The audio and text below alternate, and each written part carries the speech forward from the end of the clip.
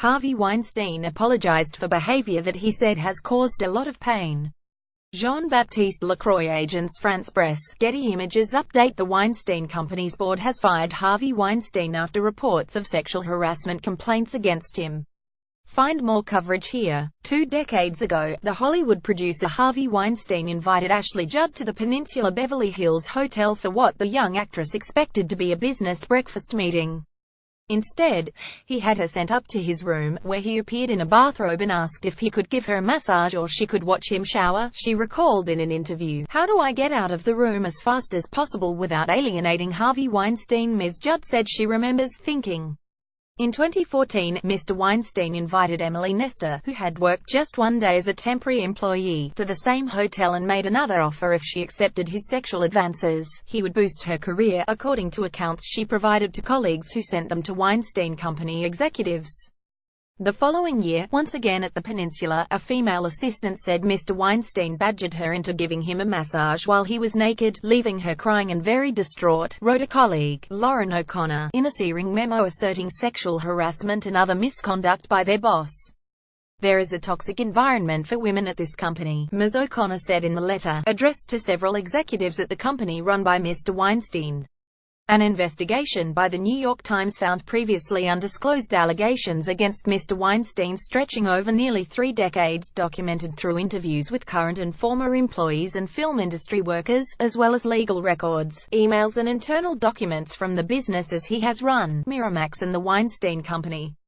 During that time, after being confronted with allegations including sexual harassment and unwanted physical contact, Mr. Weinstein has reached at least 8 settlements with women, according to 2 company officials speaking on the condition of anonymity.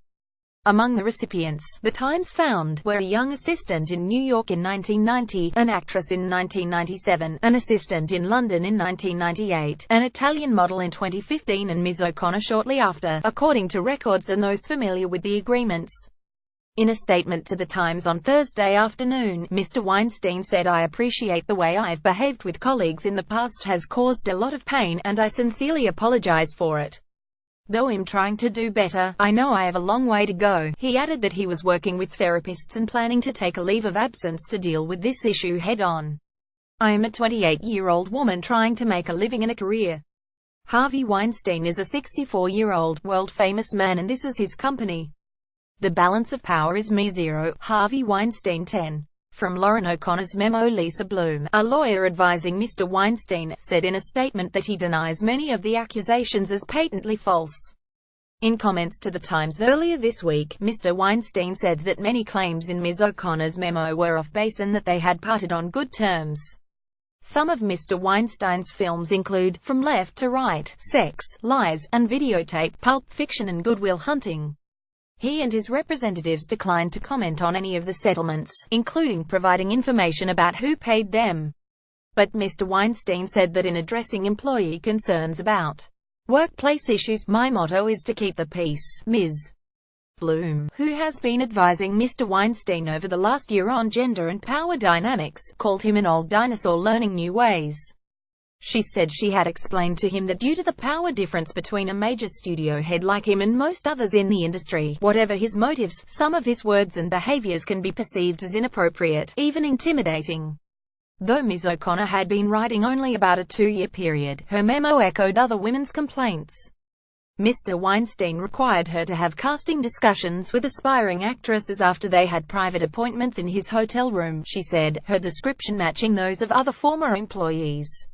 She suspected that she and other female Weinstein employees, she wrote, were being used to facilitate liaisons with vulnerable women who hope he will get them work. The allegations piled up even as Mr. Weinstein helped define popular culture.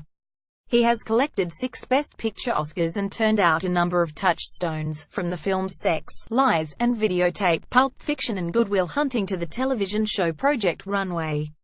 In public, he presents himself as a liberal lone, a champion of women and a winner of not just artistic but humanitarian awards.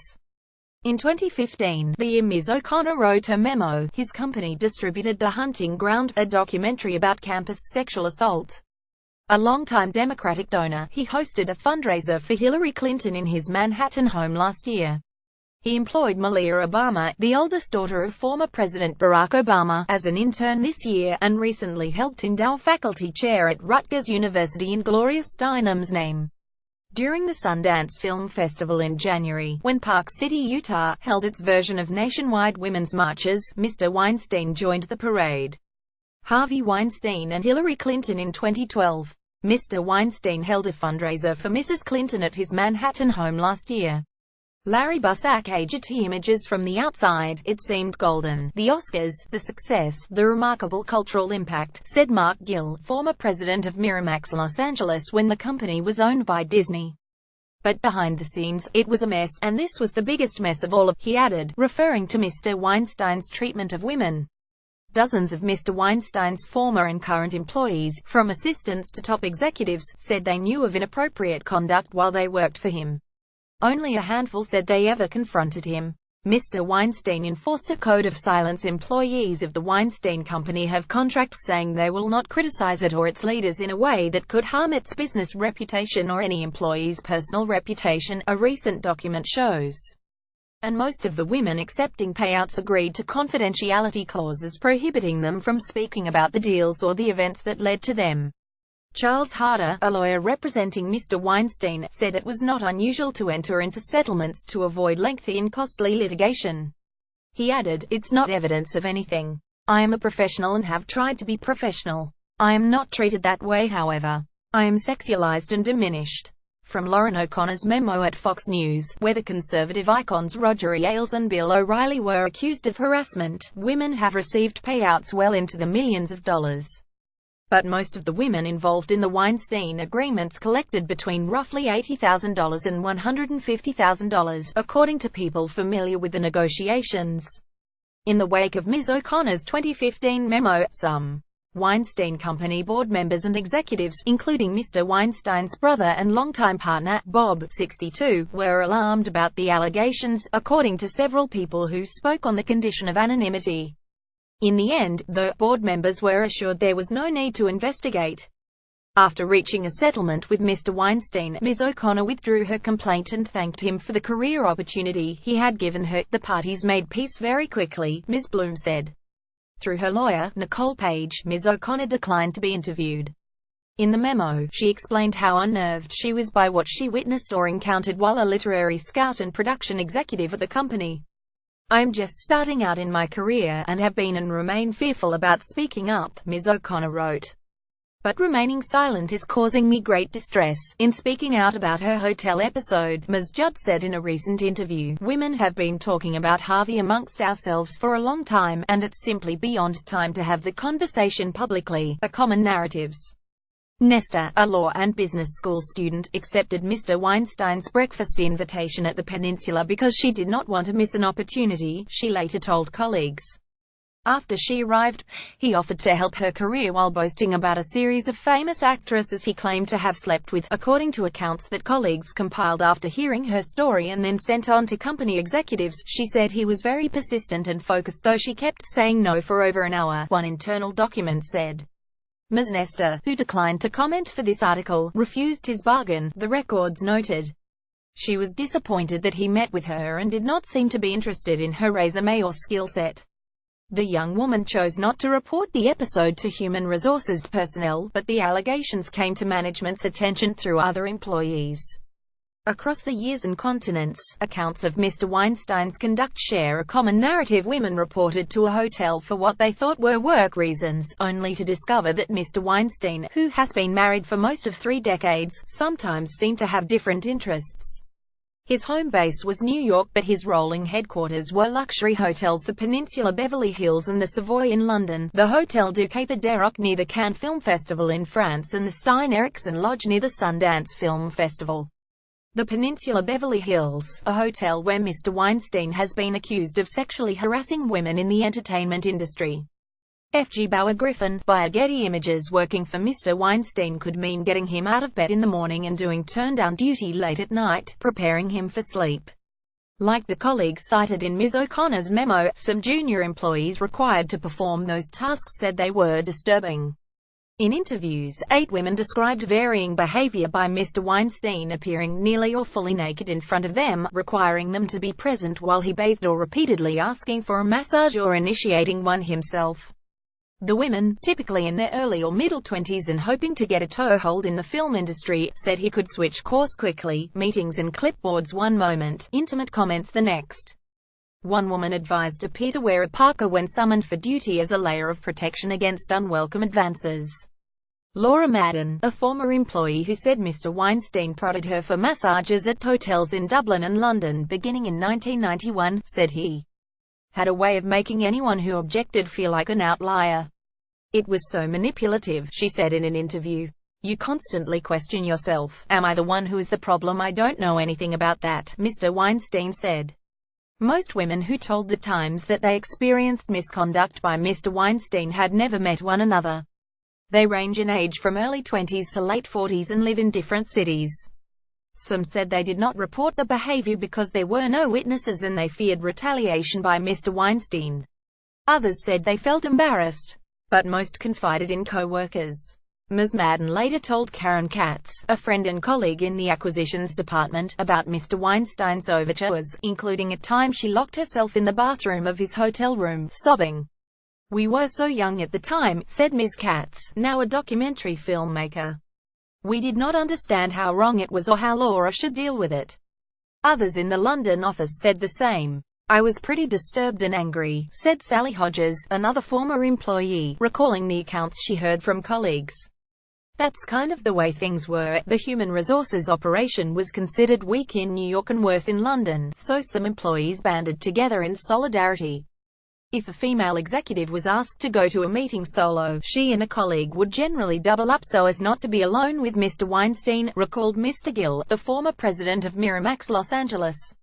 Many women who worked with Mr. Weinstein said they never experienced sexual harassment or knew of anyone who did, and recalled him as a boss who gave them valuable opportunities at young ages. Some described long and satisfying careers with him, praising him as a mentor and advocate. But in interviews, some of the former employees who said they had troubling experiences with Mr. Weinstein asked a common question: how could allegations repeating the same pattern, young women, a powerful male producer, even some of the same hotels, have accumulated for almost 3 decades at WASNT? A secret to the inner circle, said Kathy DeClesis, Bob Weinstein's assistant in the early 1990s. She supervised a young woman who left the company abruptly after an encounter with Harvey Weinstein and who later received a settlement, according to several former employees. Speaking up could have been costly. A job with Mr. Weinstein was a privileged perch at the nexus of money, fame and art, and plenty of his former assistants have risen high in Hollywood. He could be charming and generous: gift baskets, flowers, personal or career help and cash. At the Cannes Film Festival, according to several former colleagues, he sometimes handed out thousands of dollars as impromptu bonuses. Mr. Weinstein was a volcanic personality, though, given to fits of rage and personal lashings of male and female employees alike. When a female guest of his had to wait for a hotel room upgrade, he yelled that Ms. O'Connor would be better off marrying a fat, rich Jewish man because she was probably just good for being a wife and making babies, she wrote in her memo.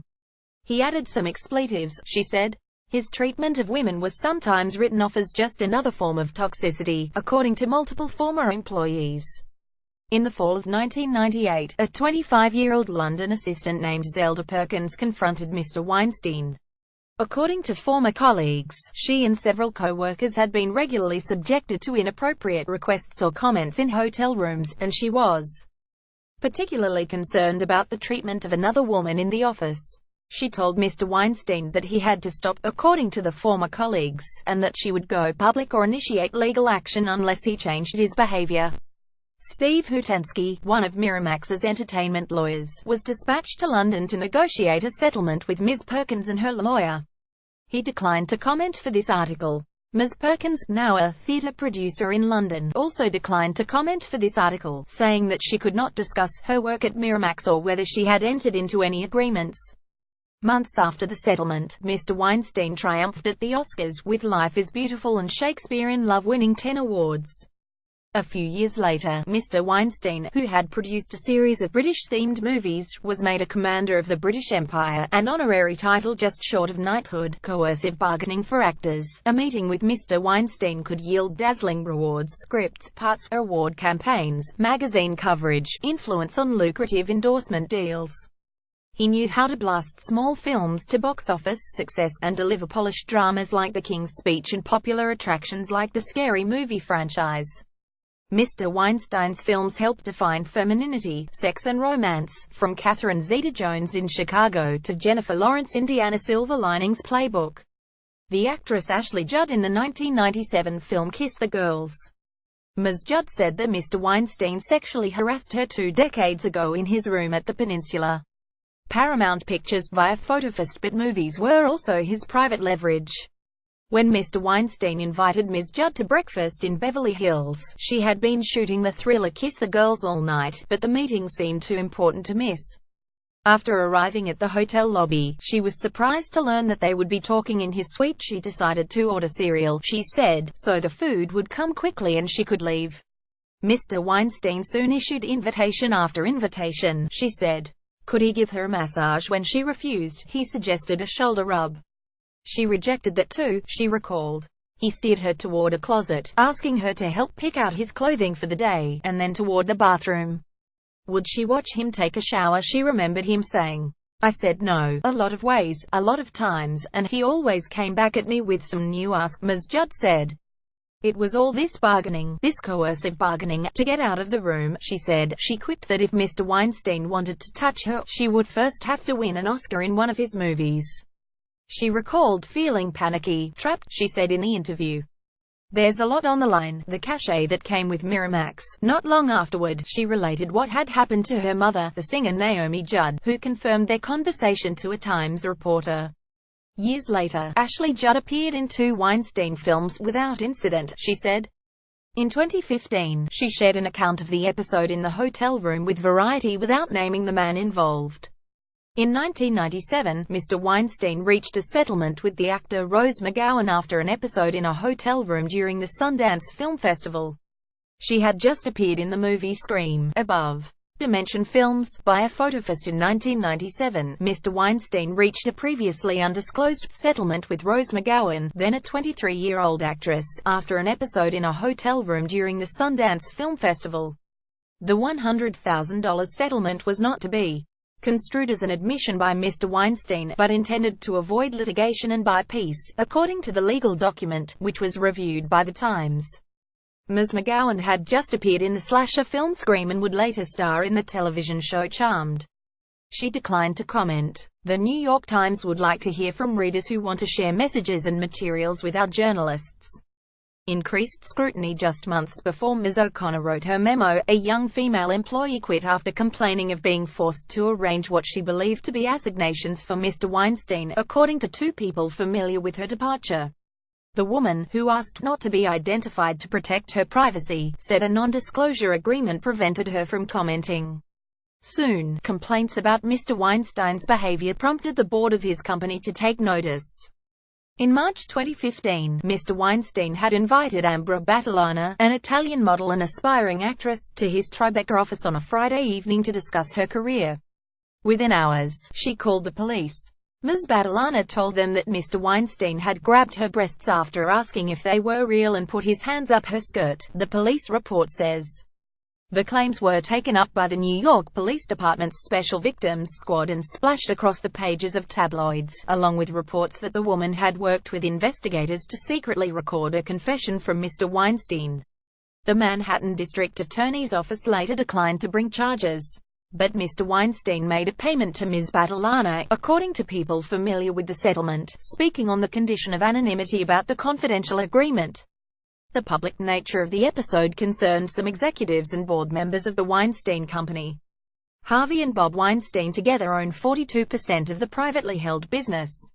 When several board members pressed Mr. Weinstein about it, he insisted that the woman had set him up, colleagues recalled. Ms. Battilana had testified in court proceedings against associates of former Prime Minister Silvio Berlusconi of Italy who are accused of procuring women for alleged sex parties, and the Italian news media also reported that, years ago, Ms. Battilana accused a septuagenarian boyfriend of sexual harassment, a complaint that was apparently dismissed. Ms. Battilana did not respond to requests for comment. Her lawyer, Mauro Ruffini, could not be reached for comment. After the episode, Lance Meroff, a board member, said he successfully pushed for a code of behavior for the company that included detailed language about sexual harassment. Then Ms. O'Connor's memo hit, with page after page of detailed accusations. In describing the experiences of women at the company, including her own, she wrote, "The balance of power is me 0, Harvey Weinstein 10. She was a valued employee. Mr. Weinstein described her as fantastic, a great person, a brilliant executive." So the complaint rattled top executives, including Bob Weinstein. When the board was notified of it by email, Mr. Meroff insisted that an outside lawyer determine whether the allegations were true. He said in an interview, Mr. Weinstein in 1999 with the winners of the Best Picture Oscar for Shakespeare in Love. Hector Matter Agents France Press, but the inquiry never happened. Mr. Weinstein had reached a settlement with Ms. O'Connor, and there was no longer anything to investigate. Because this matter has been resolved and no further action is required, I withdraw my complaint, Ms. O'Connor wrote in an email to the head of Human Resources 6 days after sending her memo. She also wrote a letter to Mr. Weinstein thanking him for the opportunity to learn about the entertainment industry. Rachel Abrams and William K. Rashbaum contributed reporting. Grace Ashford contributed research. A version of this article appears in print on October 6, 2017, on page A1 of the New York edition with the headline "Sexual Misconduct Claims Trailer Hollywood Mogul."